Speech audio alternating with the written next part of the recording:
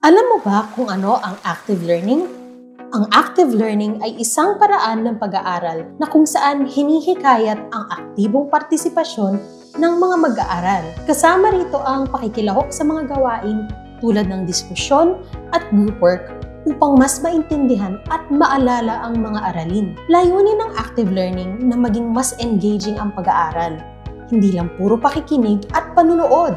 Tara, panoorin natin ang video na ito. Ang active learning ba ay epektibo para sa mga estudyante? Ano nga ba ang totoo? Panoorin ang buong video at alamin ang 5 misconception about active learning. Tara, pag-usapan at itama natin ito. Number 1. Sabi nila, active learning reduces the time of teaching the students. Hindi totoo. Active learning redefines the role of our teachers. Ang ating mga guro ay nananatiling mahalaga sa paggabay, pagsuporta at pagpapabilis ng proseso ng pag-aaral ng mga estudyante. Number 2, sabi nila, active learning is not beneficial to our students. Maling-mali. Hindi lamang nakatutulong ang active learning sa pagkakaroon ng bagong kaalaman, kundi natutulungan rin ito ang bawat estudyante na lumawak ang kapasidad sa napakaraming bagay tulad ng critical thinking, communication, problem-solving skills na mahalaga para sa kanilang pagtatagumpay sa pag-aaral at sa kanilang future careers. Hello! I am Jomar Urbano, a proud alumnus and former scholar of FINMA Education from Aral University in Cabanatuan City. Sa tuwing naririnig ko ang active learning, may 3 salitang pumapasok sa isipan ko: leadership, collaboration, and accountability.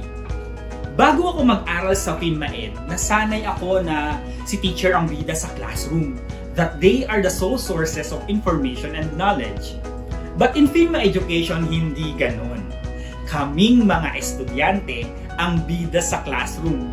Nagbabahagi ng opinyon, nagiging leader ng grupo, nakikipag-collaborate sa kaklase, at gumagawa ng sarili naming pagkatuto.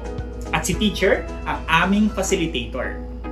Naniniwala akong naging epektibo ang active learning sa akin at dahil nagturo rin ako sa FINMA-AU after graduation, mas lalo akong naniwala na mas angkop sa henerasyon ngayon ang active learning together with its setup na parallel classes.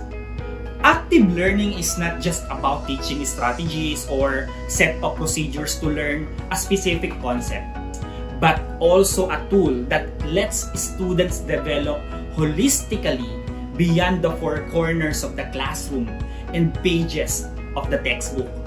And right now, I am greatly benefited from the values I gained from active learning: leadership, collaboration, accountability.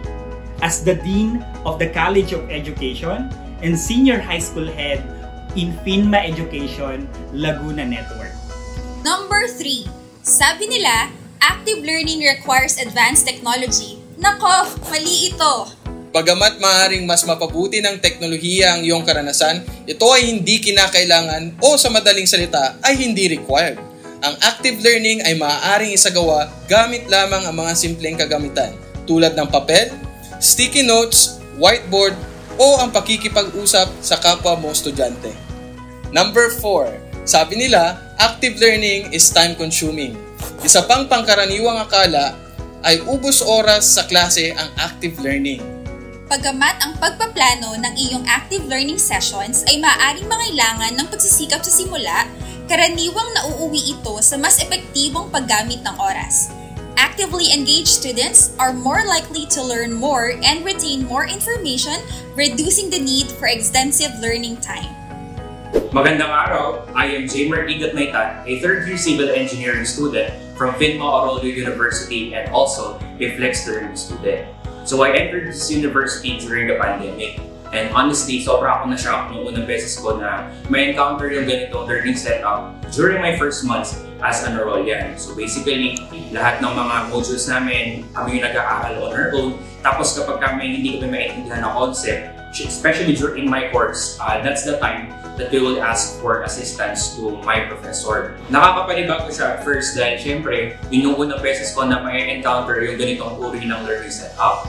But as times progress, na-realize ko that it is actually in preparation for my future career dahil syempre iba na yung mundong gagalawan natin sa labas. Mag-aaral at magsasagot ka at your own pace, which will definitely allow you to grow more as a student and attract opportunities to make your own life better. So aside from this, syempre iba't ibang skills yung makukuha natin through this setup. And on my end, I was able to hone my leadership skills that allowed me to be the Vice President of the highest governing student body in our university, which is the Arroyo University Central Student Council.